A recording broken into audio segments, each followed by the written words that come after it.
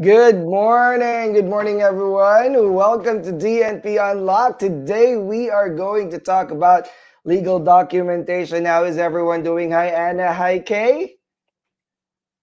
Hello, good morning, everyone. Good morning, It's Anna. Sunday, first Sunday of February. Hi, Kay. Hi, Dr. Uh-huh. Nurse Paul.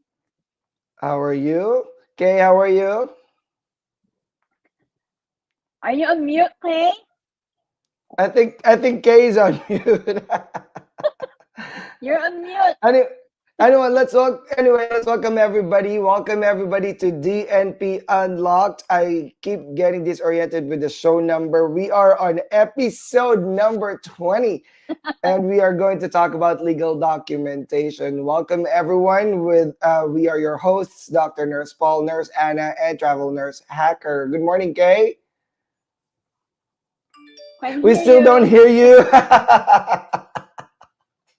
Hold on. We have a tech error from Kay side. We don't hear you. But today, Anna, we have a special guest, and we are so happy to have her today. I'm so excited to talk to her. I follow her on TikTok. I'm a big fan.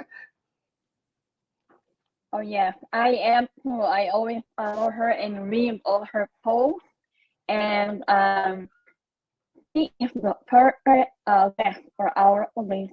It is a legal documentation, and I'm so honored and proud that she said yes for our invitation Uh-huh. today. Right. And Okay? I know she's a busy person, lots of TikTok followers too.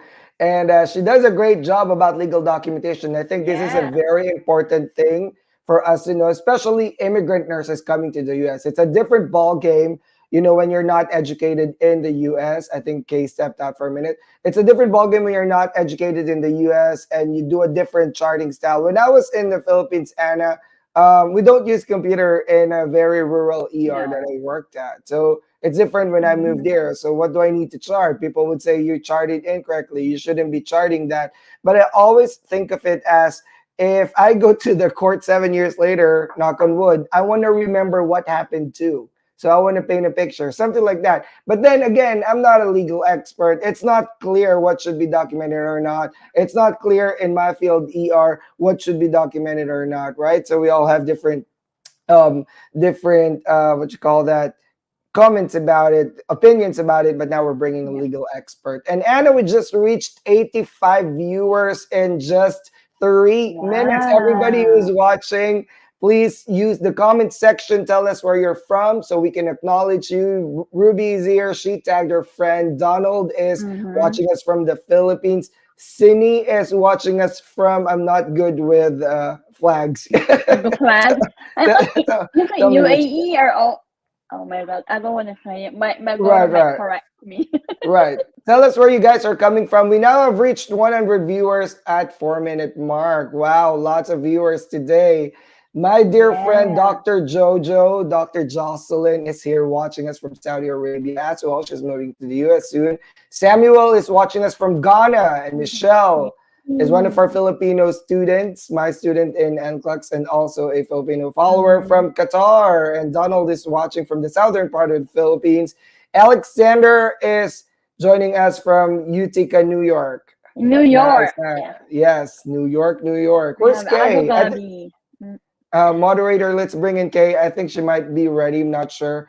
But Epi is watching from Abu Dhabi. Mavic is watching from Saudi Arabia. Sonny is watching from Leyte, Philippines, one of our provinces in the Visan region. And Mm-hmm. thank you, everybody, for joining us. Please tag your friends. This is a very important thing to talk Yeah. about in the US perspective. What should be documented, what should not. We brought an expert today. I'm Oh so yeah. excited. I'm a fan. So oh my god, and I'm so busy this week. I was apologizing to her in TikTok last night. I'm sorry I wasn't able to communicate with you, but I know my co-hosts are communicating with you. But hi, Kay. Hey, you can hear you. No, no, we can't hear you. No, we can't hear you, Kay. Yeah, okay. Yeah. She'll fix her mic, and she'll be our primary moderator today. We have Nurse Sisa watching us from Saudi Arabia. She's also my student in NCLEX. Chuchi from Saudi Arabia as well. Marianne from Mhm. Lawag, Philippines. And TL is watching us from New Jersey. And Samuel is actually from Ghana. He put the Mhm. flag on earlier, but I'm not really good with flags. Um, and this is watching us from Colorado. Wow, how cold is it there? Because it's like 40, 35, 40 degrees here in Houston. And All you're right. already complaining, right, Paul? It's cold here too in It New is, York. yeah. My heater is on to 70 Yeah. degrees. Oh, Yeah. we have 24 degrees right now. 24. 24 degrees. No, Mm-hmm. thank you. I'll stay in the south. Right. Anyway, Anyway, look, we're still look waiting for for your Kate. What? call. Yes, Nurse Yeah, like Anna. what you said, we are so excited to have our special guest. And like what you said, we're immigrants before we came from the Philippines. And we use paper cartons. We have no computer carton or electric. And it's different in every area. In ER, your carting, your local different. I work in ER, we have a different carton. You work in med surg, you work Mm, in labor and delivery. And it's the that was yeah. my number one question. Like, what should I cart? What are the important things in the OR in my area that I Yeah, have to cart? So I was like, I don't want to be sued later or have an issue or problem. I want to be on the right. safe side because I work hard for my license and I waited Exactly. 8 years to come here and I'm not letting any little small error because I don't know what to start. And I'm so happy that we met this wonderful woman while waiting for pay. I know. Hey, I know we already have 110 viewers and more are coming in. So guys, join us in the comments section. This is a very exciting day. We are so excited to introduce our guest speaker. We are still waiting for our co-host Kay today. But Anna, maybe we can start introducing our guest speaker so we can bring her into the stage. yeah. So I am so honored and proud that I am going to introduce not just a wonderful woman, but a wonderful nurse and advocate, a veteran, a critical care nurse with 23 years of experience. Is a tireless champion for nurses' rights and professional development. Founder of Advocates for Nurses, Maggie Ortiz empowers nurses worldwide through education, advocacy, and community building. As an author, speaker, and activist, she takes nursing concerns directly to policymakers and spearheads transformative change.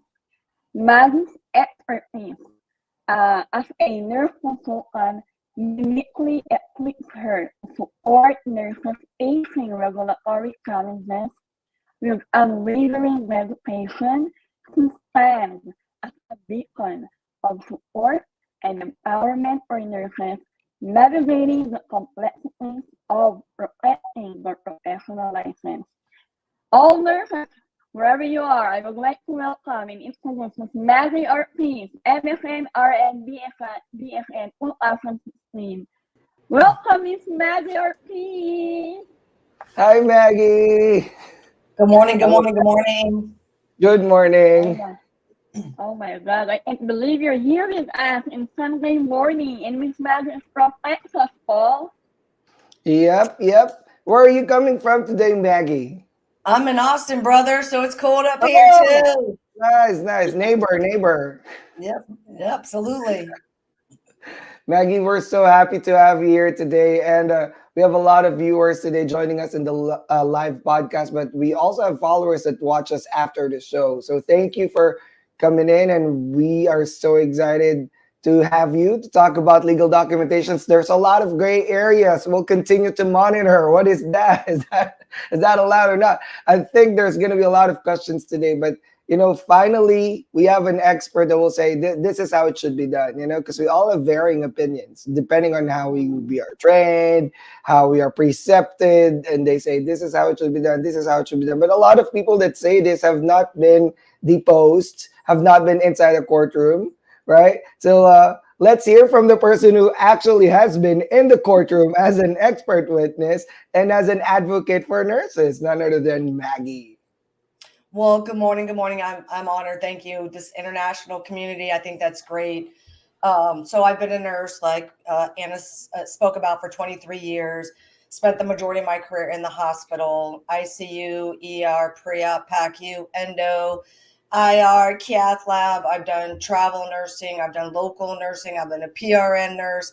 And then I spent some time at a border nursing as an investigator. I then left that. I did that for a short period of time. And then I became a civil expert. So if you're being sued, medical malpractice, and I'm now an advocate, administrative expert. So I help nurses and their legal teams when they're under investigation. So 3 types of law: administrative, civil, criminal. So I don't do any criminal, and just, I'm not a lawyer. I'm not a lawyer. I never give legal advice. I use the Nurse Practice Act, the rules and regulations we are all bound to. And then my training as an investigator, I did go to national training to become an investigator, to learn how that process works. So I use all of that to try to help educate nurses. And like you alluded to, it will come down to the words that you did or did not document. Wow, that's amazing, Miss Megan. I am speechless. Legal control. I wish we have got, when I started learning, so I'm not going to be lost. Like, am I going to write this? Am I going to put this or that? Right, DrNursePaul? Right. Sorry, we're still coordinating with Kay. I think she might be ready to come in. But I'm excited to hear that because, there's different variations from with the Nursing Practice Act. So I'd love to hear like what should be done. Like what is the common ground at the very least with each of the 50 states? Because, people would say, if you get sued, you should write this down. If you get sued, at least, or something like that. But a lot of people will say if you get sued, have never been sued. So we don't really know what happens in the courtroom. If we know, well, knock on wood, I don't want to be dragged into it. There's 7-year retention policy, I think. But the point is, if we know from people who've actually been inside, we probably would be more cautious and would be mindful of what we write in the chart. After all, our documentation, our EMR, is a legal document. Whatever is in there does not only tell them what we performed as a nurse, but also depict our characters as a nurse. Are we being prudent?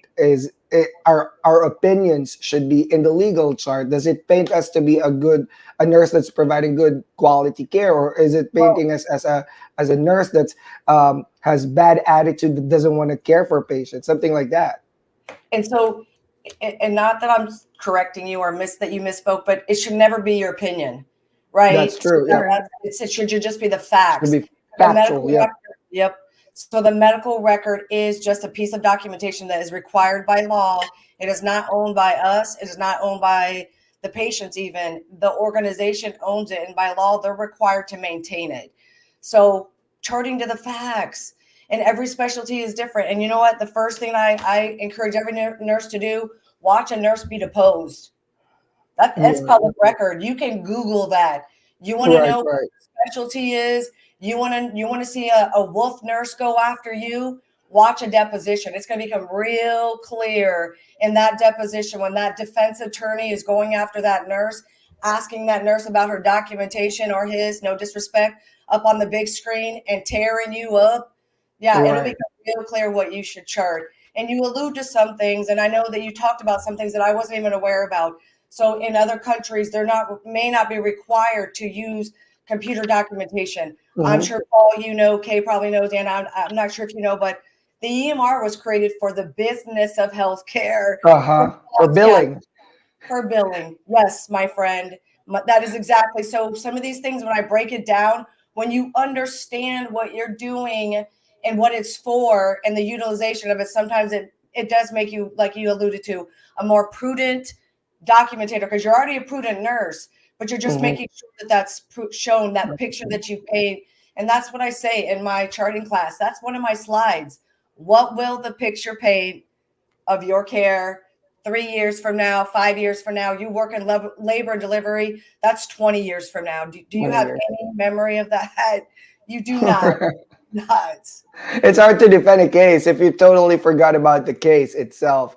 So that's what I do too. If I chart, especially if I know that there's a potential for legal liability for a lawsuit. I mean, I'm in the ER, so probably half of the Yeah, case yeah, or yeah. potential for legal liability. I make sure that I'm not only taking, painting a picture of what happened, but also to remind me of what happened if ever I get deposed 5 years later. To remind me, oh yeah, actually I did this because it's in my notes. Yeah, actually I did the vitals because it's in my notes, or I called the doctor, or I did this and that, something like that. But it's hard to keep track sometimes, especially with fast-paced environment. I know OR have their different charting as well. Yeah. And Yeah, we'll we touch will on have that. one. Mhm. Yeah, and we'll touch on that. You should use, I teach nurses, you should utilize the tools that you have readily available to you.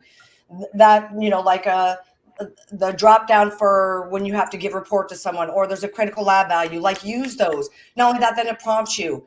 Because again, you may forget, oh, I forgot to put that, but nope, that prompt is right there. So you don't forget it.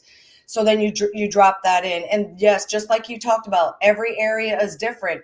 When you're working in the OR, and I talked to someone from Joint Commission the other day, not long into her career, like a year in, she was involved in a wrong site, wrong surgery Oh, situation. oh. No, Oh no no. kidding. 1 year in, that most of everyone, and I don't know if you don't, nurses leave in the United States nursing 30% the first year, the second year up to 60% leave, like walk away from their nursing degree and will never nurse again. And part of that Wow. is when something like this happens, because 98,000 people die annually from us. That's pre-COVID. It's the third leading cause of death in this nation. It's the 10th in the world per the WHO. And I'm not making up those words. It's us. It's because, again, when you're in a fast-paced environment, slow it down then. If you're taking on too many Mhm. patients, let's stop right there. That's a problem. Stop Mhm. normalizing these things. And it will be Right. one of us who will have to buck up against that. And I know all you guys are innovators here, and it's uncomfortable to do that. I'm here to tell you now Mhm. you're a foreign nurse. Is it uncomfortable? Yes. Yes, it is. And again, these organizations take advantage of that. And I Mm-hmm. want to help empower you with the words and rules. When I met Kay, changed my life. I love Kay, what she does and the stuff champion. I'm all about. I want to help you use the language in your environment, using the Nurse Practice Act, the rules and regulations to help protect yourself. Thank you, Yeah, Maggie. We you're love right, your Maggie. Yeah, we love your yeah. advocacy, and there's not a lot of people that I know in the industry that advocates for that. It's a he said she Mhm. said situation. But to think about it, um, at the end of the day, a deposition is a deposition. Ooh, I've heard that. I've never been in the court, but I've heard from people that I've worked with that have been in the court. These lawyers are vicious. They're gonna rip you apart. Whatever is not in your chart is definitely not done. So be very, very important that we document very, very prudently, as accurate as we can, as timely as we can. And you can easily Mhm. miss one or two things. But I love, Maggie, that you said this, that we should not normalize these things. It is not normal for nurses to be exhausted, burnt out, because if you look at the studies, burnout, exhaustion, overstaffing also puts the nurse at risk to making mistakes, right? I'm an ER nurse. I know my limits. I've refused some of the assignments because I was not trained. During COVID, I've shared this to you during TikTok, in a comments, one of the comments. During COVID, they were training us to be pseudo ICU nurses, which is way out of our Mhm. training.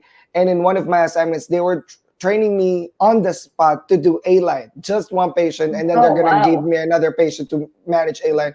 Um, After that, right, by myself. So the question is, can I learn it? Of course I can. I'm a learner. I love to learn, but not in a crazy environment where we're intubating everybody, and definitely not during COVID. I'm not trying to learn fast so I can take care of the patient, right? I told them, if it's not in my scope of practice, if it's not in my competency checklist that you guys hired me there it for, is. There it I'm not is. try- There it I'm not is. trying to learn that right now. So that's not my scope. You gotta have to put me in correct training, which means you're not gonna rush me in the bedside. How to manage that? How to read that properly? How to drain that line? Um, no, because I don't know how to troubleshoot that. So I do not know. Mhm. I can do CPR and run a code, but not manage an A line. So something like that. Those are just examples in the ER, and we're a high like error. You can make a mistake in in that environment, I've seen nurses that have worked there 25 years make a mistake because we're rushing, because we're doing this, because we're doing that. And I'm that type of a person that if you're rushing me, I'm more likely to make a mistake. So step back, let me think, because I can think better if you're not pressuring me. It's already a high pressure environment. But then again, what about the other nurses who are just okay with that? But thank you for saying that. Let's not normalize that, because that's more likely for you to make a mistake. And they're all not going to come to the courtroom to support you and cheer for you. No. Let's be real clear. No, my friend. There will be no one. You will be exactly by yourself. Yep, the primary nurse will be dragged into the case. Yep. No, they're not going to support you. They're not going to be any banners or pizzas or cheering squad for you. No moral support. Please don't do that. Let's not normalize that. Thank you for saying that, Maggie. And I think Kay is ready. Kay! Hey, good morning, everyone. Good afternoon, good evening. Can you hear me now? Yes. Yes. Right? Yay. All right. Thank you so much. Sorry, I was having problem with my audio because I had to change to a laptop. I'm traveling right now. I'm in upstate New York. If anybody's in Rochester, hi. We're snowing here. It's just a family emergency that I need to attend to. But thank you so much for bearing with me with my audio problem. Hi, Maggie. Good morning, and nice to see you again here. Always good to see you, love. Always good to see you.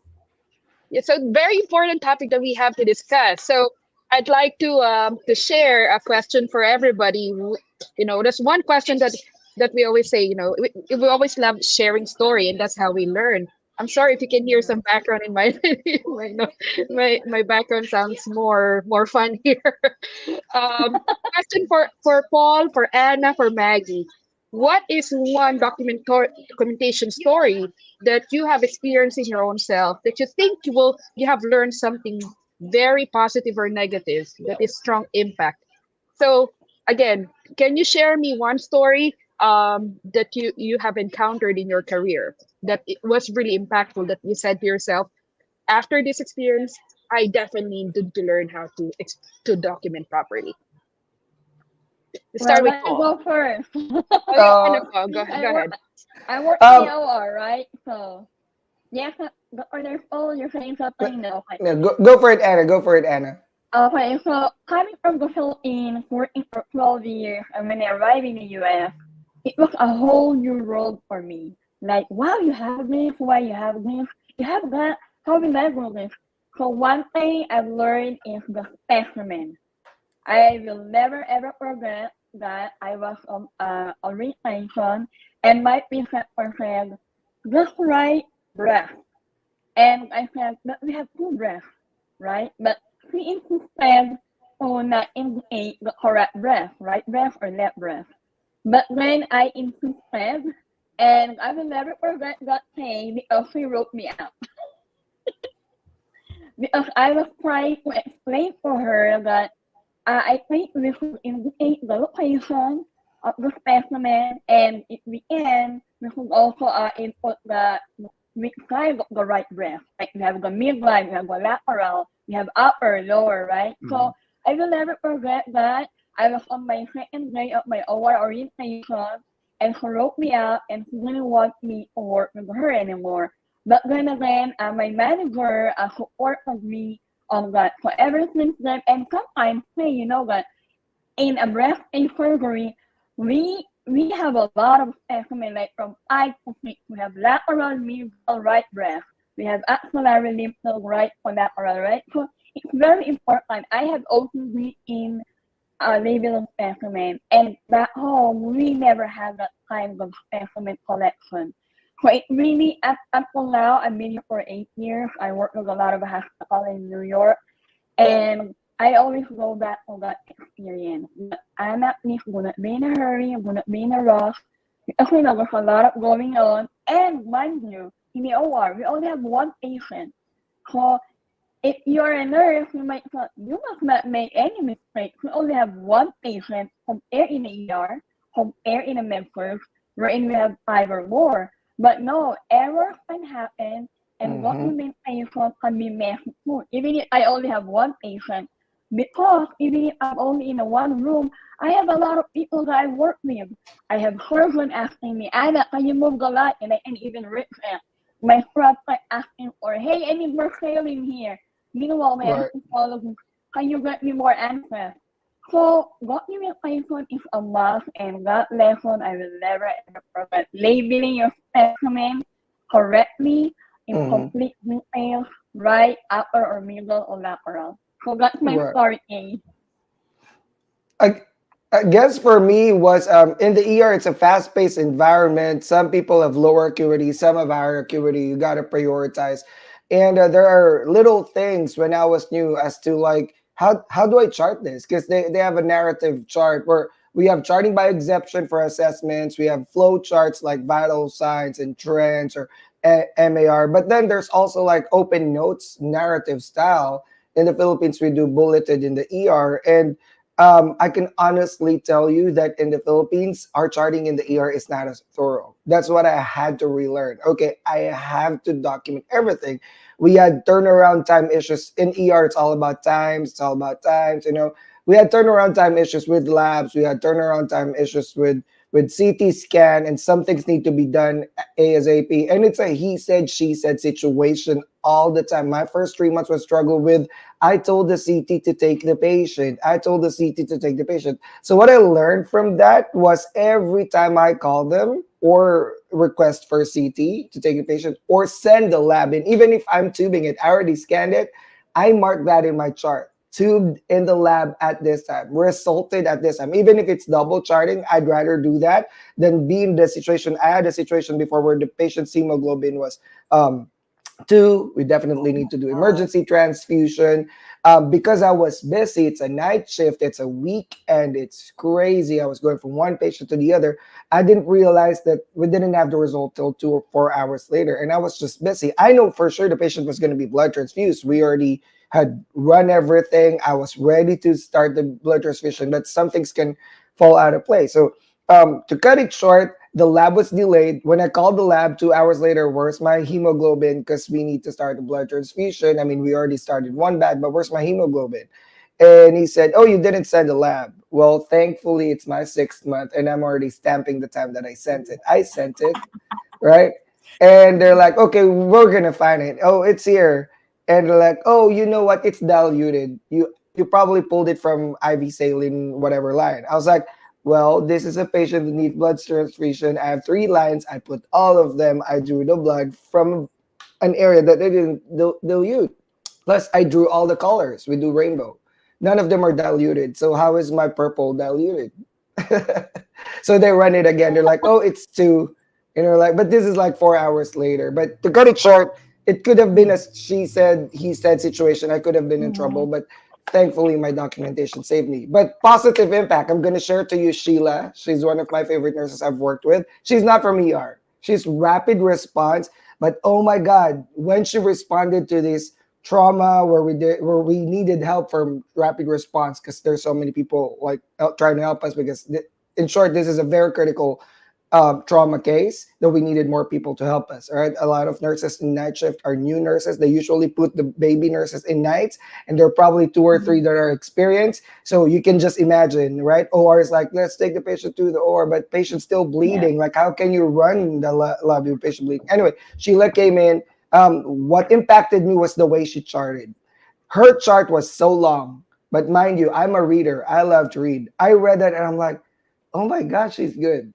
If this patient get into or we are deposed, I'm gonna be in trouble. She's not gonna be in trouble. I'm the primary care because my chart is like receive patient at this time, call doctor. Hers is like timestamp, blah blah blah blah blah. We did this. We started for blood. We received another set of mass transfusion at this time. We started this, but I was like, She ever painted since the that, picture. She painted the yes, picture. I was like, she knows my patient Mhm. better than me when she was only there for 30 minutes. I've been with her patient for 2 hours. So I was like, oh my God, if we're deposed, I'm going to be in trouble. She's not going to be in trouble because her chart is like perfect. But you know that she's been doing that for years. So ever since then, I was like, I can actually do this. It doesn't take much of my time. It actually serves the patient better as well Mhm. because they can also review the chart and say, oh, this was actually what's done. I could not claim that nothing was done in the ER. There is, in fact, a lot of things that were done. Something like that.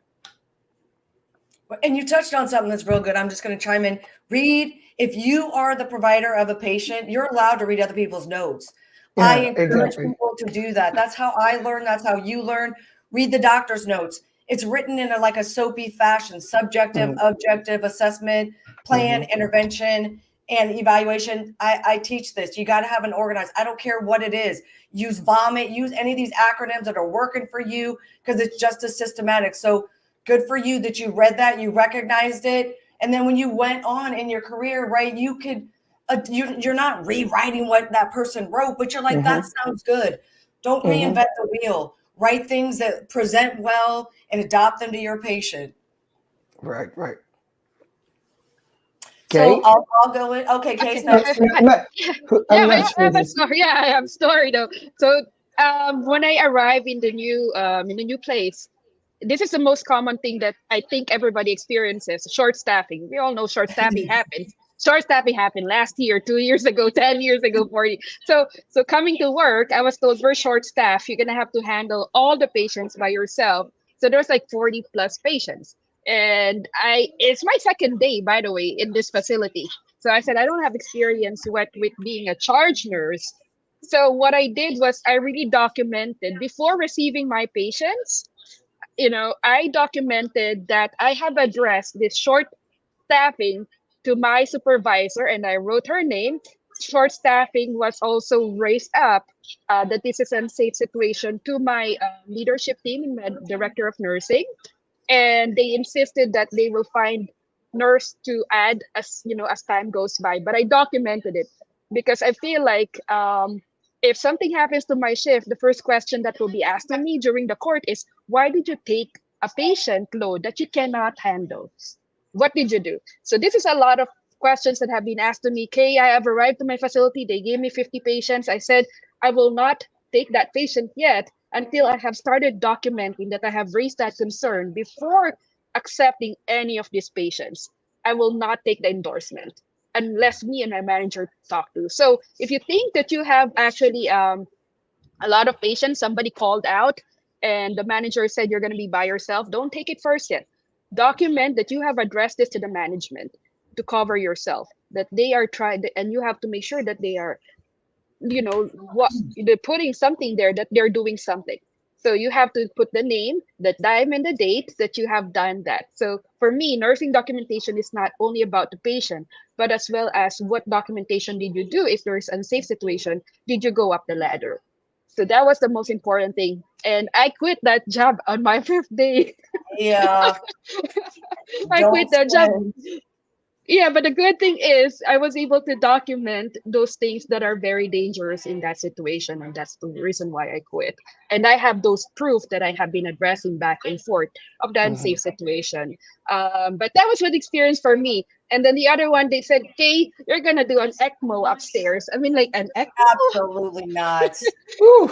I said, My "You're talking." God. I said, "Am I the only K in this hospital?" And they said, Right. and then the first thing I told the charge nurse said, "Wait, do you want my license to be done today?"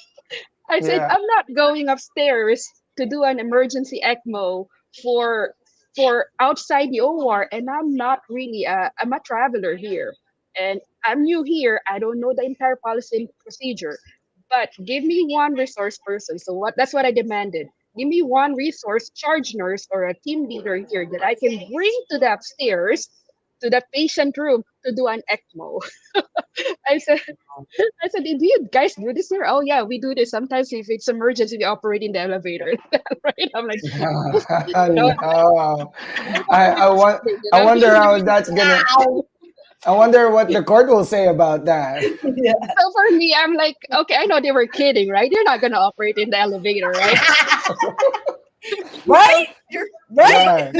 I also have Right. an experience of delivering a baby because it was an emergency in the hallway while transferring that patient. I mean, Yeah. baby's out, right? So I have to grab my gloves right away and deliver that baby in the Yeah. hallway. It's emergency, but I know emergency comes, but it's still, even there's emergency, you still have to stick and protect your license. That's what I Yes. always Hmm. tell Hmm. everybody. There's no emergency in Presence of mind.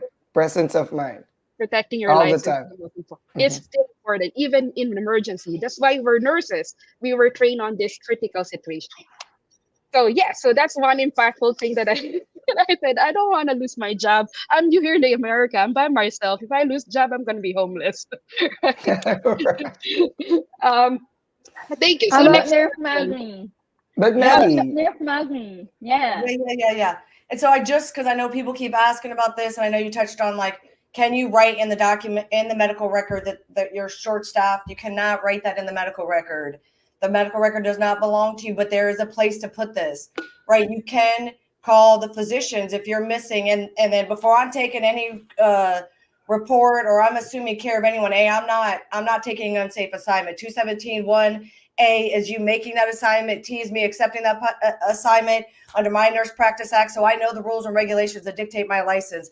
The second thing I say is medical malpractice as knowingly and willingly accepting an unsafe assignment. So you asked me to violate administrative law and civil law. If you are, then I'm now filing safe harbor. Safe harbor is something that is in my state. It's only in 2 states. It causes a peer review process. But if you have that option, you have to do it. The next thing, if you're in a union hospital and you're unionized, you do have to fill out the ADO, except despite objection. So you need to have those things about you. So the first and foremost, if it comes to a place where I am being put in a situation, oh no, charge nurse and nurse manager, you're calling the physicians and you're going to tell them that we're short staffed. And I'm going to be writing in the medical record that I called the physician due to a delay, due to not enough staff. But you need to be, or delay in staff, but you have to come up with some language. But because that kind of stuff you just have to be careful with. But you have to call the doctor. What is your duty to the patient if there's not enough staff? To call the doctor. Look at that ER nurse in Florida that called 911. You can be real sure I would be doing that as well. If you're putting me into a situation and it's not safe, how can I stand in front of one of these courts of law and defend my license? Some of the stuff that I talk about is not right. We are here to tell you, you will be put in unsafe situations. The stuff that's happening right now in the United States, and I don't know what's happening across the world, it's not good here. Healthcare systems will fail. They are shutting down because of greed, right? And now we're all seeing that. So it will take all of us to stand up and not accept an unsafe assignment, to know the language and the words. And when they come after you, you come to me and they break your contract. I have 2 lawyers that are helping travel nurses. If they break your contract, they retaliate against you, I can guarantee you, I'll have you a job in 5 minutes. Look who's here. You're a nurse in this country and you are magical. You have smarticles and you don't let anyone else treat you like that. And just like Kay said, she left. You can be real sure my license far exceeds anything here. 1514 in my state says that my license, and I am quoting, supersedes a hospital policy or a physician order. That was passed in 1983. So I know that's a lot, but you see how knowledge is power? I didn't know this before I was at the Board of Nursing, but I sure saw them use that against us. I sure saw them say things that caused me to pause, and I left that agency. They were not taking into consideration mitigating circumstances. That's why I'm here and not there. I'm here to tell you that they will move against you. There is no oversight for any board across the United States. If you stand in front of a board, more likely than not, you will be disciplined. I don't care who you are, who you think you are. I'm not telling you that's right nor fair, but who will you tell? In my state, I help make change. But good luck across the United States. And if you're in California, good luck. That's a whole nother animal. Right. I apologize. I got on a little tangent there. I saw some questions. So my experience, I've been a nurse for 3 years in an ICU, a level 1 trauma center. I was working at Lackland in the trauma ICU. During that time, we were at war. They couldn't get just any piece of equipment on the base. So it was in the middle. It was at night. The patient had femoral access, was on CRT. The patient had been ordered a bed. I was not there. I had stumbled upon this patient, days later, ended up developing a pressure ulcer. I was paper documenting, and I was writing things like shifting hips, maxed out on pressors, because the deviation was I was not able to turn that patient. So my documentation reflected all the things that I was trying to do, the percentage of air in the bed, all of it. When that came to civil litigation, they talked to me for 5 minutes. My friend lost her nursing license.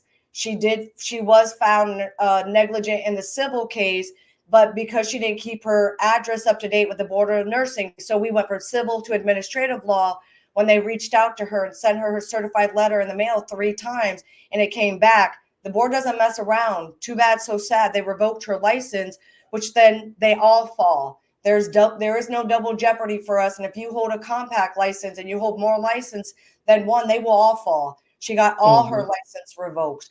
So, but it was the documentation, right? Her lack of documentation in the civil case that then bled over to a board of nursing case that then, she got her license revoked. I did help her get her license back a couple years ago because that's, I help nurses in their legal teams. But your documentation, and I learned that, 3 years into my career, that I didn't go to the board of nursing until I'm 15 years in.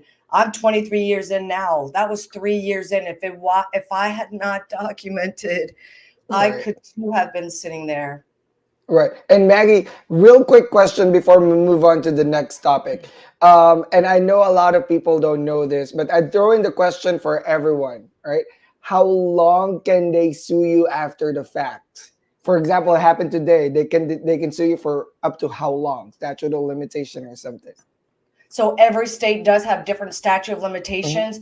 But if you're working in labor and delivery, because there's a baby involved, that's 18 years, literally that statute of limitation on all states. And then every state has different laws, the amount of money, it's called tort laws that you can sue and medical malpractice. And then we will just caveat, because you're talking about this, everyone should have their own medical malpractice insurance.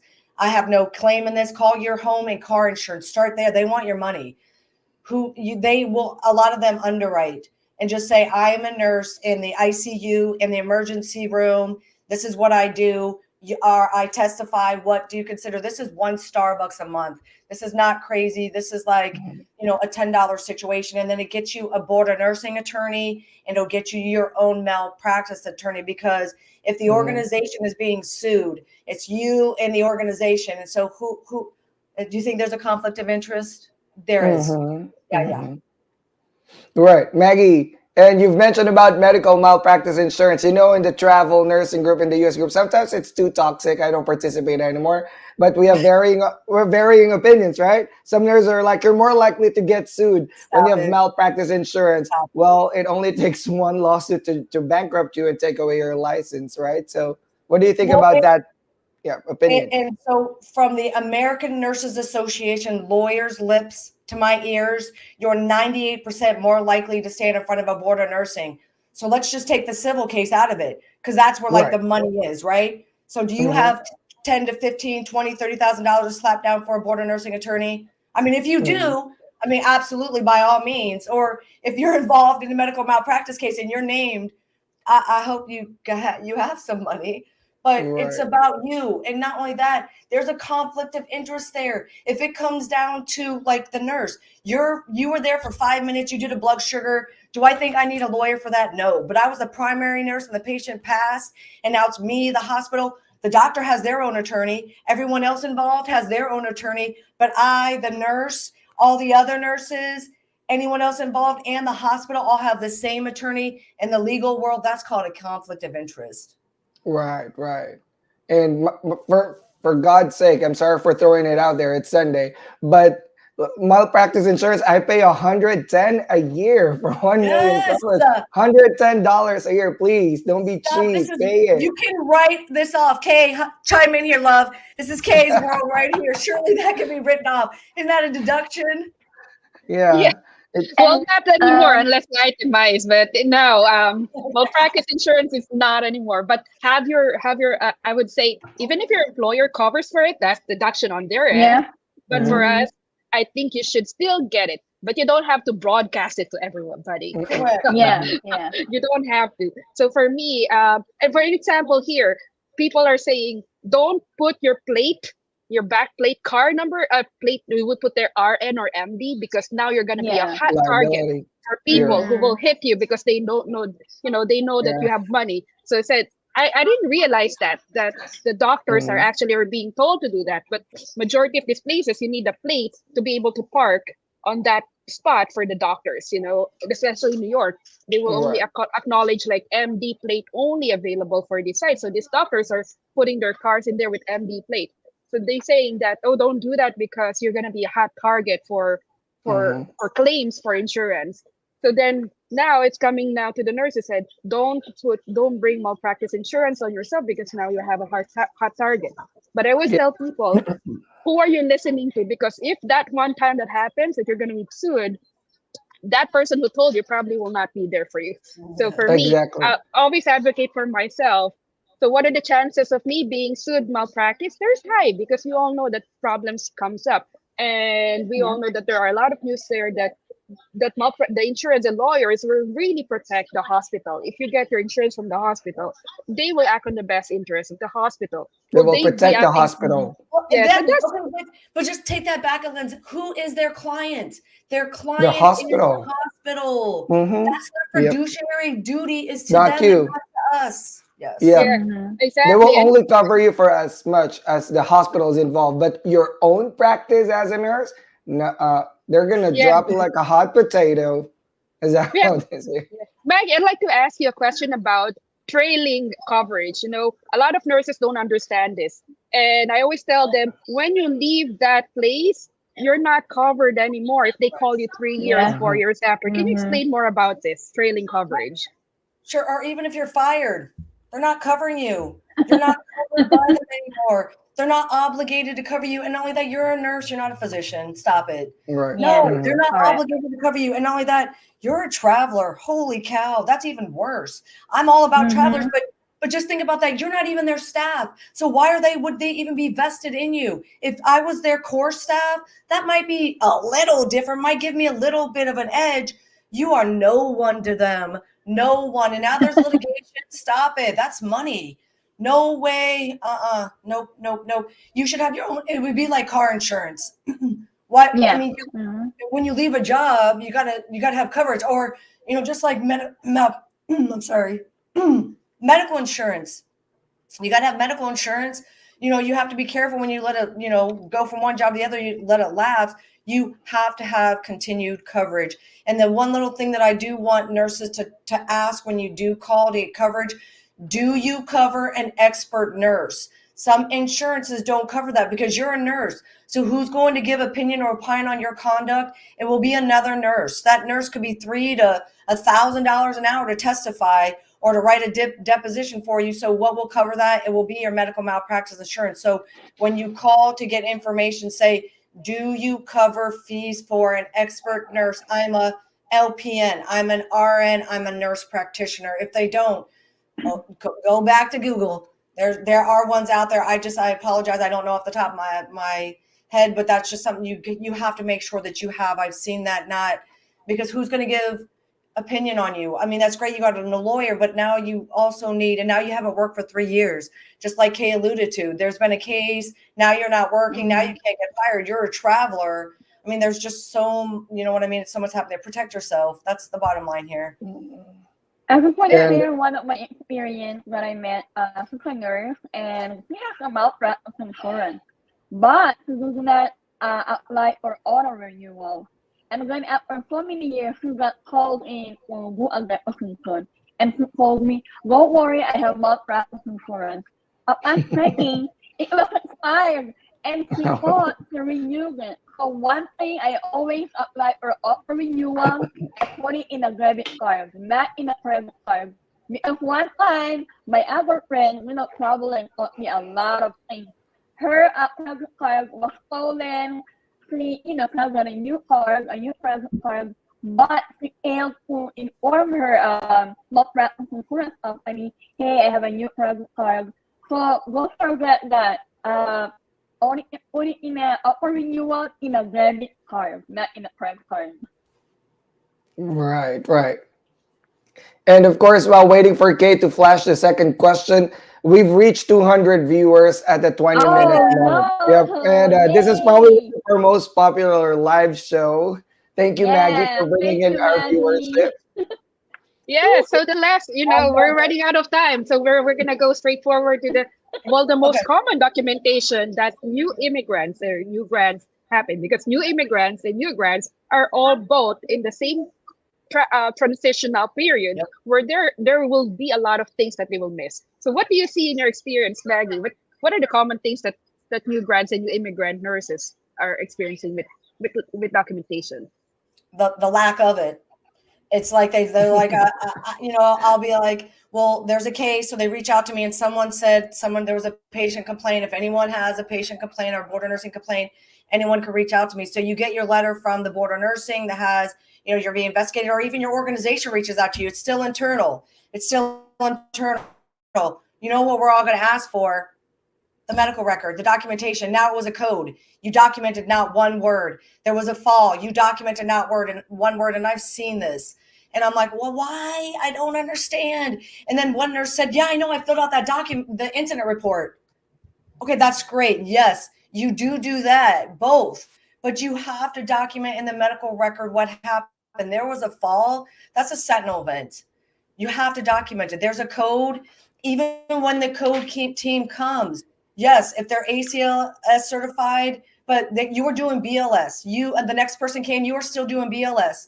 So what did you document? So because then it looks like that no one initiated BLS, but you were doing BLS. So give yourself credit and document that when the ACLS providers come in and assume a care, they too will write a note, but that does not absolve you as the primary nurse of making some notes. So yes, please, just like Paul talked about, read some notes of patients that you're caring for. Do not violate HIPAA and open up anyone's medical record, but you got to document what happened.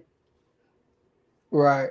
And what are your tips, quick tips for very good documentation? Like, aside from being factual, what are the tips you can share?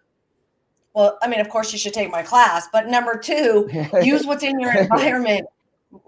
Everyone alludes to everyone in, you're talking about the United States using the EMR, the computerized documentation, then use it. You know what I mean? Create smart phrases. If you're doing a PICC line dressing change every single time, look at the policy, create a smart phrase. You can copy and paste a smart phrase. You never copy and paste from anyone else's documentation. I don't care if you see the doctors do it. We're not talking about them. What they do is their business. What we do is our business. You do not copy and paste, and you never delete. You can create a smart phrase. Use the checkboxings that are available to you. I love a Dropbox, but then you got to learn how to make a note, just like Paul talked about, in an organized fashion. Don't care how you're doing it, but figure something out. SOAPy, vomit, whatever acronym you figure out works for you. Right. I love dot phrases, smart phrases, makes it easier, but also you can configure it too. So, yep, use technology to your advantage. Yep. And Epic, if you're using Epic, you can configure that to what you prefer, like how it looks, what notes you want to put. Yeah, very specific. You have to be very specific, very detailed in documentation. I've seen a lot of operating room nurse newbies that I've put in there, dressing place. Well, the abdomen is open. How many lap packs were left inside? Right. And it said lap pack left inside, and like how many were left? There was no documentation. Right. I said, well, there's no documentation, doc, because the doctor told me, okay, can you check how many were left here before this patient was returned? And I said, they didn't document how many. So we need to do an x-ray. We need to do an x-ray. It doesn't matter how many things you pull it out. You feel like you pulled out everything. It's not documented previously. We will have to do this correctly now. We have to do it. Good for you for advocating for the patient and doing what's right in an environment. Oftentimes it's very uncomfortable. So good for you for doing that, because you know what? We are the patient's last defense. So I applaud every nurse who does those things and stands up. So yeah, because they were told me, hey, can you just call the nurse? She did that case. Look at the previous history. Look at the circulating nurse and call her and ask her. So I said, anyway, I called her and asked her. And she said, oh, yeah, we did. That's the right amount. But still, I will not take that. Even if it's the right amount, it's not documented. That's not just something external that you could remove. The patient would have to be taken back to the OR, open up, given anesthesia, an x-ray. My husband's a rad tech, and the cath lab, he scrubs, right? But an x-ray is the same amount of almost walking out into the sun. That's not like a CT. That is a prudent thing to do with minimal risk to the patient. A little bit of x-ray to make sure that they don't have any retained foreign body, because that is a legal lawsuit. You OR nurses, you absolutely know. You're doing counts. I did EP. You're like, what do we got for needles? What do you got? In your environment. Ann and Kate talked about some of the things that you have to make sure in your environment. If you're an OR nurse, what's the count? What's the count? Absolutely. I Right. have seen so many cases of miscount, and I always tell people it's not about missing. When you say if you have excess in the field, that is also considered as incorrect count. We're Yeah. not talking about missing count. We're talking about incorrect, whether you have more or you Yes. have more or less. But if it's Yes. not the same, it's called incorrect. So you have to, guys, look at your policy and procedure. If you Yes. guys have, Yeah. and if the doctor is telling you otherwise, all you have to do is number one, look at the policy and procedure. If you're not sure about the policy and procedure, get your management. If you feel Yep. like your management is not being able to help you with the correct answer, go up the ladder. So I Yep. always tell Right. people, Stop go the up the line. ladder. Yep. Right. Yeah, Some You, places you, have things like stop the line. I was right. at You know, Florida. yeah. one time with me, my charge nurse won't listen. My director won't listen. You know who I called? Compliance. And the There you Yo. compliance go. Oh. loves Yeah. me, the risk director. I called her. I told her, hey, I have a risk concern Yeah. for you. And Yeah. she was right. She Yeah. came down to the hospital at 10 p.m. to Yeah. to set things straight.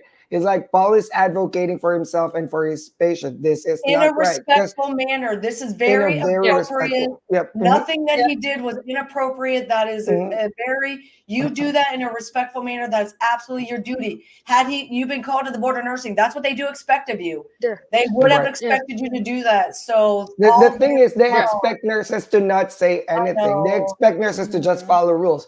But remember these nurses, all right? It is your license in the line here. You lose your Yeah. license, you lose everything that you've worked hard You lose the for. job. Nursing school is not easy. Nursing school is not a walk in the park. Yeah. Well, You've and gone through so, all this trouble to get there. and then I just want to leave with this last thing because when I know that I'm a lot and I know I'm animated and I know I'm activated, but what nurses don't understand is that if you do get your license revoked, you will go on the Office of Inspector General list and you will not be a Oh cosmetologist. no. You will not be a real estate agent. You will not hold another license in this country. So it doesn't seem like, oh, what's the big deal? Let me tell you what's the big deal. These are the nurses that are calling me, that are coming back to me, that they gave a Benadryl in a long-term care facility that was criminal conduct because that was a sedative, because they did not Yeah. give that how it was intended. They got their license revoked. They're on the OIG list. They're on the NPD list. They got their Oh my license God. revoked, and you can come back after 5 years, but good luck, because it all comes back to that thing we talked about, the insurance and being bonded. Who's going to bond you now? So I'll leave you with that. Right. Yeah, no, there's so many topics that we have to discuss, but we're running out of time. But Oh yeah.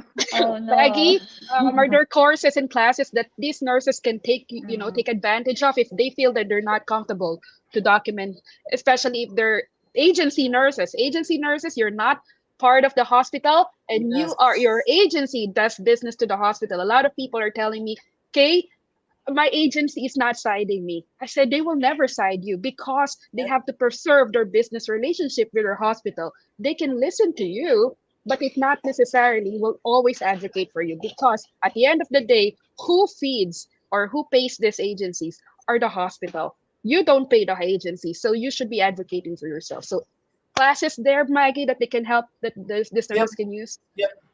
And then I'll give you guys a code. I don't know right off the top of my head. We can make up one right now that I'll give everyone 30% off for a class. You do get a CE. So for nurses, that's, we care about I that. will So, enroll. and then you get a 16-page handout and some of those acronyms I talked about. Soapy, vomit. I give you those. I list those out for you and give you some examples. Thank you, my friend. Thank you, my friend. Yep. The 20th at 11 a.m. and then the 22nd at 11 a.m. And then I am doing some live question and answer sessions because nurses will send me novels and I would love to answer all those, but I just can't. So that's the other thing that I'm offering. So yes, come see me because I don't want you to come to me with a letter. I want to teach you how to prevent that happening. Definitely investment for me. Anything that will protect my license, something that will actually generate me millions of dollars over the decades. I Yep. will have to protect it. It's only $100, $100 to prevent my malpractice insurance, and then some courses to help me. I will call it an investment. All right, Yeah. I agree. insurance. So And of course, education is investment. right. Yeah. And the key to longevity as a nurse is to become a prudent nurse. And what other way to become prudent, but to also be prudent with the way you document? We know you're a great nurse, but if you didn't write it down, it didn't happen, right, Maggie? Yes, All right. unfortunately, Yep. and that's when they'll ask you, the lawyer will ask you, not chartered, not done, right, nurse? and you'll have to say yes, and it's very uncomfortable, and that's in a deposition. So yes, my friend, it's you don't want to be there. Yeah, so Wow, there's that questions in the Well, Facebook. We'll just answer it in the thread, yeah, okay? We'll answer that in this the is a thread. this is a fully loaded show. I wish we yeah. would have a longer meeting with Maggie. But guys, please do join Maggie in her online shows. She does a lot of show. I follow her in TikTok. I'm a big fan. Thank you. Yeah, me too. She shares a lot of pearls, especially this is not only helpful for new grads, for new immigrants, but also even for us that have been in practice for a long time. You sometimes still catch yourself and you're like, oh, hold on. Yeah, I didn't do that. I should do that. But advocate for yourselves. When you advocate for yourselves, you're advocating for the patient. And write it down in your Absolutely. notes. Yeah. Maggie, Absolutely. when I'm doing my documentation from I can hear your voice and I can see your face. What will Maggie want me to do? Paint the Yep. paper and a paint. What, Yeah. it's like, what would Maggie do? Yes. Yeah, What would Maggie write? Maggie, right. yeah. And everybody said, no, you're too exaggerated, Kay. You know, that you're being overreacting on No, they haven't been documentation. in the court. That's why. No. And I said to them, things happen. Everybody will experience something. Yes. It's Right. it's just a matter of time. It's not Yeah. like I'm very good, this will not happen to me. It's not a matter Yeah. of if it will happen to you. It will happen. It's just a Yeah. matter of time. I When will it think happen? right. It Maggie will, here in Texas. Yeah, go for it. Sorry. it will be because again, nurses reach out to me like, oh, no big deal. Legal call me. I'm going to be deposed. I'm like, no, it absolutely is a big deal. And people don't understand the deposition phase of a trial or of a case is just part of the discovery process. So they want to know what you know. Your deposition could be 5 minutes, or it could go nowhere. The other side could see, you know what, there's nothing here, and they rest their case. But now they get you on the stand. The expert is far more scary than I am, and I know people think that I'm scary, but there'll be a wolf nurse there, and you know what their duty is? To look at the judge and the jury and to tell them what. Now they're not there during the deposition, but they get to see your deposition. They get to read your words. So an expert nurse establishes what the standard is. It is not you. It is the nurse who will look at the judge and jury and say, here is the policy, here's the evidence-based rules, regulations, all of it. Will have written up a 20-page report, pulling in the Nurse Practice Act, the rules and regulations, those policies at your facility that you're supposed to be adhering to, all up on the big screen, all of it, and then your words, it will be up there, and it can be very unnerving. I've seen code sheets up there. Everyone here has been involved in a code. They're back doing compressions all at the same time. But on that big screen, it sure wasn't documented like that. And management came and were asked questions. This patient didn't make it. I said there was a code sheet, right? ER, OR, wherever you're out, and there's a code. Just know that that's a high likelihood of litigation. Emergency room, high chance of litigation. Retained foreign body, high chance of litigation. Wrong site, wrong surgery, high chance of litigation. There's, an infant, bad outcome, a NICU baby. That's you are be real sure. And the other thing that I tell nurses as well, that, when you're thinking about, I can't push back, I can't do things, I can't be, like saying I'm so animated. Now I want you to think about as well, you're working in an environment and someone does have a bad outcome because you took on too many patients, you did this or that. You're going to pay your restitution, you'll do your time. But you know what you will not put down is that death. If it's a child, especially if it's a child, you won't forgive yourself. That moral compassion fatigue, and no, don't do that. So just know you're, saying I'm not going to take that unsafe assignment for many different reasons. And it's not just one. And then you're called to a deposition, and let's swing back to that. And you had 6 patients. Yep. And you document. Speaking about a kid, we had a code blue pals before, and I was just floating. I was just helping start the blood. You know what saved me was, even if I'm not primary, I wrote what I did, that I called the lab for mass blood transfusion, that I received the blood and I handed it over to primary care, and that I left the code because I'm floating, and there's already enough nurses. They were doing root cause analysis, got 2 doctors, Oh my fired, God. got a nurse, because it's a cold blue pals. So it means it's a 4-year.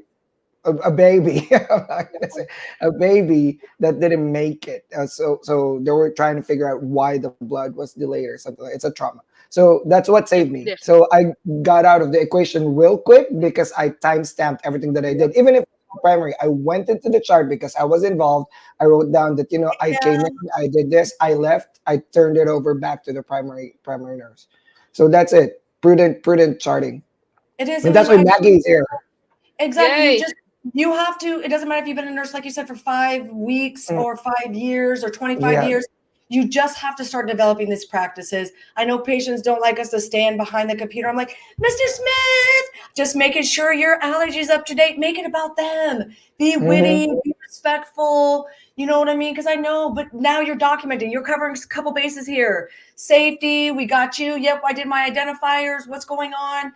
And then you're documenting. It comes back. Takes 2 seconds. If you can scan your badge, open up that chart. If you can scan the patient, do all those things in your environment. But yes, because again, how long did that take you, Paul? 2 minutes? Less than a minute, actually, because every time I do something, I chart. And you're right. Some patients get offended, but I always tell them, I'm just making sure I'm capturing the correct information. So let's go through it while I'm putting it in so we won't forget it. But that's it. You just have to chart. And I train nurses. I precept ER nurses. We're one of those with litigations. I tell them, think of every patient coming in as though they're going to sue you. Are you going to remember this 5 years later? Especially if you're my preceptee, you have to check because I'm checking it. And you can come back and you can write late entry. There is no expectation for you to do real-time documentation. Is that a blessing? Sure, but you're not putting an IV in and documenting it. So you can come back and document that. So the expectation, is there. So just you can even group things together. So opening up the chart, you can group things together. And I apologize, Anne, I didn't mean to interrupt you, love. No, Meg. I just want to say, as a new immigrant, also one of the struggles is the accent, right? When I hear a doctor say something, and you're wearing a mask, and I always have my paper and my note because I always want to write if I mishear that I really ask the doctor, can you spell it for me? Like, this time, and you were a lot of different nationalities too. So I make sure what I heard is the correct thing that I'm gonna put on my documentation. And I think that's one of the struggles being an immigrant or foreigner to the US, the accent and like what? Lobe? Yeah, LOBE. Okay, the way I heard it like different. So I just want to share that thing. Like one of the nurse from the Philippines told me I'm having a hard time with pronunciation and making me a hard time putting on my notes. So what should I do? I said, ask them to repeat it and spell it for you. Don't be shy. They can be accepted with you. It's okay. Clarify. If they scream at you, at least you clarified. So one doctor tried to scream at me because I couldn't hear him. COVID, they were all wearing masks and this pepper, right? I was like, you can scream at me all you want, but I need to make sure that I heard it correctly because this is a critical care patient. So you can scream at me all you want. You're inside a pepper. I can't hear. Yeah, and coming from New York City, it's like there's no accent in New York City. I tell everyone, your IELTS exam, your English exam, TOEFL, PTE, when you go to big cities like a melting pot, those English exams are not going to be very helpful because everybody will come in with different accents. Different accents, yes. I get a lot of Jamaican, Nigerian, Mexican friend, Russian friend, Moroccan. So there's so many accents. What you really have to do is learn how to be assertive, to ask, can you repeat that again, please? I just want to confirm. If someone is giving you a hard time and telling you, somebody told me that before, like, hey, you need to understand English. I said, well, I speak English. I understand. It's just the accent that is new to me. So if you can bear with me, that will be helpful because I know we're in the profession of no assumptions. So we are in this field that we cannot assume things. So anyway, in cut story short, I told everyone who's giving me a hard time with accents that I cannot read. I said, I just want to confirm because we're in the profession of non-assumption. That's it, right? So can you just please confirm this? You can say that respectfully with a little bit punch. Exactly. Well, I said, just write it down. That's not, and I want everyone here to know that it is never acceptable for someone to treat you disrespectfully. No, it does not. The United States is a melting pot. Unless you're Native American, you are not from here, right? So Right. I mean, we are all immigrants. So Right. don't tolerate that. And if a patient's being abusive to you, that's not okay. Mhm. Now, if there's no other option possibly for you to change assignments, I've walked into a room. They saw my last name is Ortiz. I was in Omaha, Nebraska. This is where I grew up. She started making all these assumptions about, and I don't even care. I walk right back out. And again, that's probably not good for either one of us. And I was able to change my assignment because you do not have to tolerate that. Just because you have your badge on does not mean, and I'll give people 1 or 2 chances because again, I try to take in consideration they're sick, they're in a bed. You know what I mean? It would be like a wounded animal. If you came up to a wounded animal, they have no control. So sometimes they will lash out. So I'll give them, okay, I'll pet your feathers. I am a nurse, right? I'm going to come in and I'm going to try. But if you start attacking me and it gets more that I can handle, I don't have to, you start calling me names. No, I'm done. Right. Right. Agreed. You don't have to Agreed. tolerate that behavior. So just know, just because you're an immigrant and you come to this country, that is unacceptable behavior from doctors, from other nurses. That is reportable conduct to a board of nursing and medicine. That is unprofessional conduct. So I digress, but no, don't tolerate that. Agree. Thank Set you, the ma'am. limits. Thank you so Boundaries. much. Boundaries. Yeah, so I always Yes. tell them this is your level. If they're doing this, don't go down to their level, please. Correct. Stay where Right. you are, do the right thing, and if you're doing the right thing, will protect you later on. But thank you so much, guys. This is a very Thank great Oh my you topic to God, so much, Maggie, discuss. thank you so Maggie. much. So much Any pearls last words? today. I know. Any last words, Maggie? Get some malpractice insurance, document like the wolf nurse is going to come and read your testimony. And I love nurses. You're magical. If you need anything, please reach out to me. Don't send me novels. Come to my Q&A course. But honestly, if you need something or if I can help you, do not hesitate to reach out to me. You're never alone. Right. Thank Thank you, you so Thank, much, Maggie. Miss Maggie. And let's thank you Thank flash so the much. banner one more time for Maggie's free Miss class. Maggie. Yep. Yep. Well, So they can follow Maggie. it's not Flash free. for Oh, It is a Yeah. cost. And it is a fee. I'm going to give you guys 30%. So the charting class is $50 for CE. Same with the live Q&A. And again, I can't do that math real quick. Kay, help me out here. Whatever 30% is of $50. And then the Q&A, there's not a CE. The charting course is a CE. The charting right. course, you get a 16-page handout with that course. $50 But you is know, cheap. yeah, They 35. nothing. Yeah. spend that for a lot of stuff. They have to spend $35. that Yeah. for starting. Okay. That's You just know? about seven Starbucks cup, right? Yeah. Yeah. In a year. If Yeah. you can afford a I'm worth Starbucks it. coffee, I'm then worth it. I'm absolutely. surprised you're selling it for 50, but thank you, Maggie, for doing this for the community. More than If anything else, thanks for devoting your time and expertise. Thank you, We Miss would Maggie. love to have you in future shows. Oh my God, let's do case studies. Yes. yeah. Oh yeah. Let's do it. I have cases, honestly, of Yeah. unfortunately real cases. I could redact out information. Some of the the ones already public we can look at, but I can just redact out some of the names and stuff because that would be HIPAA. But yeah, absolutely. I think it's important for nurses to see that because then you're like, oh gosh, I'm never going to do that. Right, Yeah. Thank right. you, Oh my Maggie. God. I forgot. Thank you, Miss Maggie. Oh my God. I took him 2 hours or more for that, right? All right, great. Thanks, everyone. And for the next week, Paul, what's our topic for the next show? All right, for episode 21, 21. next week, we are going to talk about essential skills for immigrants. This is going to be episode 21 of DNP Unlocked. Wow, guys, can you imagine? We are already in episode 21. But yes, join us next week, same time, same channel, every 8 a.m. Central Standard Time, live on Facebook, YouTube, and LinkedIn. Please follow me, follow Maggie, follow Anna, follow Kay. And we're here to advocate for you. This is not only for immigrant nurses, everybody's welcome to join us. And we'll see you guys next week. Thank you, Maggie. Thank you, Anna. Thank you, Thank Kay. you, Miss Maggie. Thank you, Love you. NursePaul. Thank you, nurses. Be well. Bye.